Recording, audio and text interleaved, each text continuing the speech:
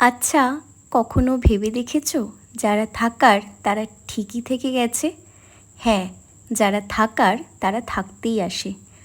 মানুষ তো আজকাল ছোট্ট কারণেই ছেড়ে চলে যায়, মাঝপথেই হাতটা ছেড়ে দেয়, মাথা রাখার জন্য কাঁধটাও সরিয়ে নেয়। কিন্তু যারা তার মধ্যেও থেকে যায়, তুমি তাদের জন্য হ্যাপি হও।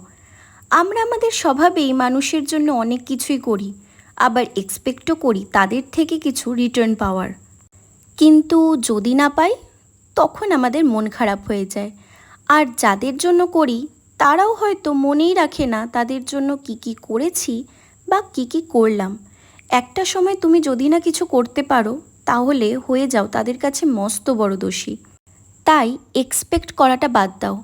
যদি করতেই হয় নিজের থেকে করো।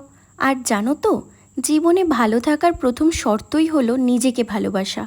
কারণ নিজেকে ভালোবাসলেই তুমি তোমার কাছের মানুষগুলোকে হ্যাপি রাখতে পারবে।